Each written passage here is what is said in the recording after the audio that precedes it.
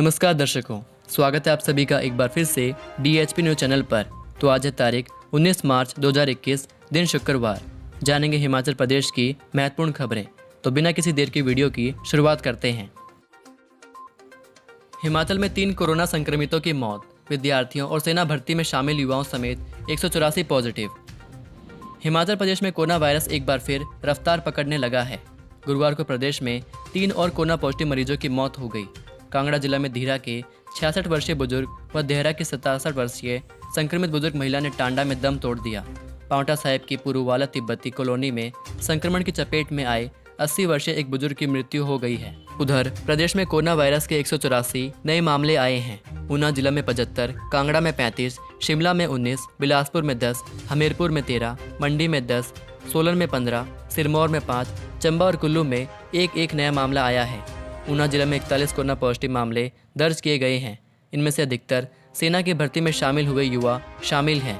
युवाओं के लिए सेना भर्ती में शामिल होने के लिए कोविड नेगेटिव रिपोर्ट अनिवार्य की गई है। ये सभी मामले रैपिड एंटीजन टेस्ट में सामने आए हैं। नंगल में BBMB DAV CCS स्कूल के 4 शिक्षकों, 2 लैब तकनीशियन सहित 7 लोग पॉजिटिव पाए गए हैं। स्कूल के प्रिंसिपल रजनीश शर्मा ने इसकी पुष्टि की है। वहीं नगरोटा सूर्या स्कूल के 3 विद्यार्थी भी पॉजिटिव आए हैं। इसके साथ ही प्रदेश के कोरोना संक्रमितों का आंकड़ा 60,207 पहुंच गया है। सक्रिय मामले अब 1043 हो गए हैं। अब तक 58,150 संक्रमित ठीक हो चुके हैं और 1001 की मौत हुई है। सैकड़ों लोगों ने दी रामस्वरूप को अंतिम विदाई। CM जयराम समेत कई नेताओं ने दी श्रद्धांजलि। मंडी संसदीय क्षेत्र से भाजपा सांसद दिवंगत रामस्वरूप शर्मा का गुरुवार को उनके पैतृक गांव जलपेहड़ के मछियाल में करीब 12 बजे राजकीय सम्मान के साथ अंतिम संस्कार किया गया। उनके बड़े बेटे शांति स्वरूप ने मुखाग्नि दी। मुख्यमंत्री जयराम ठाकुर, मंत्री महेंद्र सिंह समेत सैकड़ों लोगों ने सांसद रामस्वरूप शर्मा को अंतिम विदाई दी। इससे पहले दिल्ली से बुधवार को उनका पार्थिव शरीर सड़क मार्ग से ऊना पालमपुर होते हुए जोगिंदरनगर उनके पैतृक गाँव जलपेहड़ लाया गया। शव सुबह लगभग 8:40 पर जोगिंदरनगर पहुंचा। शव देखकर तीनों बेटे, बहुएं और पत्नी का रो रोकर बुरा हाल था। घर पर पार्थिव शरीर को अंतिम दर्शन के लिए रखा गया। इसके बाद जोगिंदरनगर में धार्मिक स्थल मछियाल स्थित शमशान घाट में उनका अंतिम संस्कार किया गया। 2 दिन मौसम साफ, 21 से 24 तक बारिश बर्फबारी के आसार। हिमाचल प्रदेश में शुक्रवार और शनिवार को मौसम साफ रहेगा। 21 से 24 मार्च तक प्रदेश के अधिकांश क्षेत्रों में बारिश और बर्फबारी का पूर्वानुमान है। 22 मार्च को मैदानी जिलों ऊना, बिलासपुर, हमीरपुर, कांगड़ा और मध्य पर्वतीय जिलों शिमला, सोलन, सिरमौर, मंडी, कुल्लू व चंबा के कुछ क्षेत्रों में अंधड़ और ओलावृष्टि का येलो अलर्ट जारी हुआ है।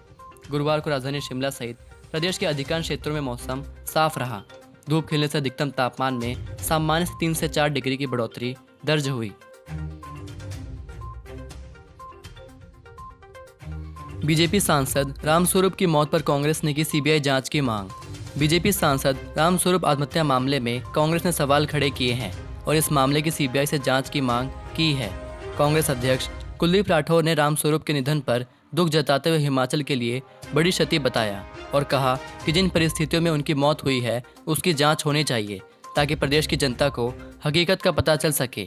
उन्होंने कहा कि यदि केंद्र सरकार एक अभिनेता सुशांत सिंह राजपूत की आत्महत्या की जांच करवा सकती है तो सांसद की आत्महत्या की जांच भी होनी चाहिए। और मुख्यमंत्री जयराम ठाकुर से भी उन्होंने आग्रह किया कि वे केंद्र सरकार से इस मामले को उठाएं और इसकी जांच करवाने का आग्रह करें।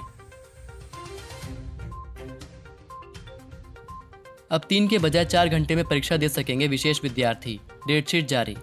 हिमाचल के विशेष परीक्षार्थी अपनी परीक्षा 3 के बजाय 4 घंटे में पूरी कर सकेंगे। विशेष परीक्षार्थियों के लिए स्कूल शिक्षा बोर्ड यह सुविधा दे रहा है। 10वीं कक्षा के नियमित और SOS के तहत अध्ययनरत इन विशेष परीक्षार्थियों की परीक्षाएं 13 अप्रैल से होंगी। इनके लिए बोर्ड ने डेटशीट जारी कर दी है।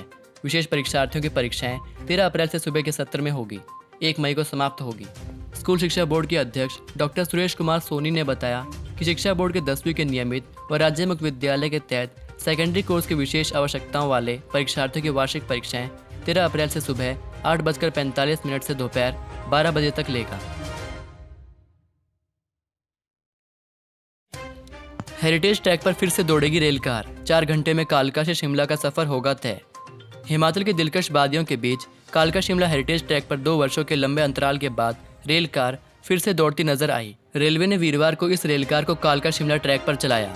सुबह 5:25 पर यह रेलकार कालका स्टेशन से चली और सुबह 9:25 पर शिमला पहुंच गई। 15 यात्रियों को ले जाने में सक्षम इस रेलकार में पहले दिन 7 यात्रियों ने सफर किया। रेल विभाग द्वारा इस रेलकार का किराया 800 रुपये तय किया गया है। इस रेलकार में एक ही डिब्बा है और सैलानी इसमें सफर करना काफी पसंद करते हैं। यही नहीं, कालका से शिमला जहां अन्य ट्रेनें 5 से 6 घंटे में शिमला पहुंचती है, वहीं ये रेलकार केवल 4 घंटों में ही शिमला पहुंचती है। 2019 तक यह रेलकार पहले भी चलाई जाती थी, लेकिन उस समय ऑन डिमांड ही इसे चलाया जाता था। पिछले 2 सालों से तकनीकी कारणों से इसे बंद किया गया था। वहीं रेलवे ने अब दोबारा से इसका संचालन शुरू किया है। अब ड्राइविंग लाइसेंस बनवाने के लिए लोगों को नहीं खानी पड़ेगी ठोकरें। धर्मशाला में ड्राइविंग लाइसेंस बनाने में आ रही दिक्कतों को ध्यान में रखते हुए जिला प्रशासन ने एक नई पहल की शुरुआत की है। आपको बता दें कि लोगों की सुविधाओं को ध्यान में रखते हुए आरटीओ कार्यालय धर्मशाला में अब पूरे जिला के ड्राइविंग लाइसेंस बन सकेंगे। आरटीओ जिला कांगड़ा डॉक्टर मेजर विशाल शर्मा ने कहा कि आरएलए की परिधि अपने उपमंडल तक होती है और आरटीओ पूरे जिला के लाइसेंस बना सकते हैं। उन्होंने कहा कि अभी पहले महीने में लर्निंग लाइसेंस ही बनेंगे और अगले महीने से रेगुलर डीएल का टेस्ट होना भी शुरू हो जाएगा। हिमाचल सरकार ने नशाखोरी को रोकने के लिए बदली रणनीति। शहरी विकास मंत्री सुरेश भारद्वाज ने कहा कि राज्य सरकार ने नशाखोरी को रोकने के लिए रणनीति में बदलाव किया है। इसके तहत अब बड़े तस्करों को फंसाने के लिए जाल बिछाया जा रहा है। इसी कड़ी के तहत सरकार 6.352 किलोग्राम हेरोइन पकड़ने में सफल रही है, जिसकी अंतर्राष्ट्रीय बाजार में 40 करोड़ की कीमत आंकी गई है। इसी तरह कुल्लू जिला में 110 किलोग्राम चरस भी पकड़ी गई है। सरकार ने तस्करों को पकड़ने के लिए पड़ोसी राज्यों के साथ मिलकर संयुक्त ऑपरेशन भी चलाया है और इस विषय में मुख्यमंत्री जयराम ठाकुर ने उत्तरी जोन के मुख्यमंत्रियों के साथ 2 बैठकें भी की हैं। उन्होंने ये जानकारी विधानसभा में प्रश्नकाल के दौरान विधायक राजेश ठाकुर की तरफ से पूछे प्रश्न के उत्तर में दी। ठियोग में मृत कौवों में बर्ड फ्लू की पुष्टि, मीट विक्रेताओं को एहतियात बरतने के निर्देश।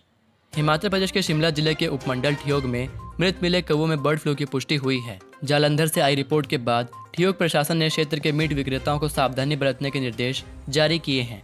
क्षेत्र में पिछले कई दिनों से जगह जगह कौवों के मरने की सूचना मिल रही थी। इसको लेकर लोगों ने शिकायत भी की थी। इसी बीच करीब 10 दिन पहले ठियोग सब्जी मंडी के पास एक कौवा आसमान से उड़ते हुए जमीन पर आ गिरा था। स्थानीय लोगों ने इसकी सूचना प्रशासन को दी। मौके पर आई वन विभाग की टीम और पशुपालन विभाग ने कौवे को अपने कब्जे में लिया और सैंपल जांच के लिए जालंधर भेजे थे। एसडीएम ठियोग सौरभ जस्सल ने बताया कि कौवे में H5N1 की पुष्टि हुई है। ब्यास में फंसे 2 भेड़ पालकों को 403 भेड़ बकरियों के साथ सुरक्षित बचाया। हिमाचल प्रदेश के कांगड़ा जिला में पुलिस थाना इंदौरा के तहत टांडा पत्तन में ब्यास में फंसे चंबा जिले से आए 2 भेड़ पालकों और 403 भेड़ बकरियों को सुरक्षित निकाल लिया गया। गुरुवार को एसडीएम इंदौरा सोमिल गौतम, थाना इंदौरा प्रभारी सुरेंद्र धीमान, एनडीआरएफ टीम के निरीक्षक व उनकी टीम के 25 अधिकारियों व स्थानीय लोगों की सहायता से दोनों लोगों को भेड़ बकरियों के साथ रेस्क्यू किया गया। रेस्क्यू ऑपरेशन वीरवार दोपहर करीब 12 बजे तक चला। इंदौरा में बीते बुधवार को ब्यास नदी में अचानक जलस्तर के बढ़ने से चंबा के 2 भेड़ पालक करीब 403 भेड़ बकरियों के साथ एक टापू में फंस गए थे। कर्ज सीमा बढ़ाने का विधेयक पारित, विरोध में विपक्ष ने किया वॉकआउट। हिमाचल प्रदेश विधानसभा के बजट सत्र के 14वें दिन वीरवार को राजकोषीय उत्तरदायित्व प्रबंधन संशोधन विधेयक 2021 पारित हो गया। इससे पहले चर्चा के दौरान सदन में सत्ता पक्ष और विपक्ष के बीच खूब हंगामा हुआ। राज्य सकल घरेलू उत्पाद के अनुपात में कर्ज सीमा 3 से बढ़ाकर 5% करने का विधेयक पेश किया गया। विपक्ष ने आरोप लगाया कि इस विधेयक को पास कर सरकार कर्जा लेने की सीमा बढ़ाना चाहती है। इससे जनता पर टैक्स का बोझ पड़ेगा। ऐसे में विधेयक को सिलेक्ट कमेटी के पास भेजने के लिए कहा। करीब आधे घंटे तक इस पर चर्चा चलती रही। शोर शराबे के बीच विधेयक पारित करने से पहले ही विपक्ष ने सदन से वॉकआउट कर दिया। 2025 तक हर व्यक्ति को शिक्षित बनाने के लिए कार्यकारी कमेटी गठित। हिमाचल प्रदेश में वर्ष 2025 तक हर व्यक्ति को शिक्षित बनाने के लिए सरकार ने कार्यकारी कमेटी गठित कर दी है। केंद्र सरकार के पढ़ना लिखना अभियान के तहत हिमाचल के 6 जिलों का चयन हुआ है। शिक्षा सचिव की अध्यक्षता में 2 वर्ष के लिए 17 सदस्यीय कर्मचारी कमेटी गठित की गई है। 15 से 80 वर्ष की आयु के लोगों को अभियान से जोड़कर साक्षर किया जाएगा। कमेटी में सचिव वित्त, सामाजिक न्याय एवं अधिकारिता, IT, स्वास्थ्य, युवा सेवाएं एवं खेल, ग्रामीण विकास एवं पंचायती राज और शहरी विकास सदस्य बनाए गए हैं। यात्रियों ने मास्क नहीं पहना तो बस मालिक पर होगी कार्रवाई। कोरोना महामारी ने एक बार फिर लोगों में दहशत का माहौल बना दिया है। बढ़ते कोरोना के मामलों से बचाव के लिए वीरवार को उपायुक्त कार्यालय सोलन में उपायुक्त केसी चमन की अध्यक्षता में बैठक हुई। उन्होंने जिले के सभी एसडीएम को मास्क और शारीरिक दूरी का पालन करवाने व संबंधित मानक परिचालन प्रक्रिया का सख्ती से पालन करने के दिशा निर्देश दिए। केसी चमन ने स्वास्थ्य विभाग के अधिकारियों को निर्देश दिए कि कोविड-19 के चलते टेस्टिंग को बढ़ाया जाए। जिला के औद्योगिक क्षेत्रों में आइसोलेशन की सुविधा को दोबारा सक्रिय कर दिया गया है और इन क्षेत्रों में संक्रमण की दर पर अंकुश लगाने के उद्देश्य से टेस्टिंग को बढ़ाया गया है। सरकारी व निजी बसों में भी मास्क पहनना अनिवार्य करने के लिए छापेमारी करें। अगर किसी निजी बस में कोई बिना मास्क पाया जाता है तो बस मालिक पर कार्रवाई की जाएगी।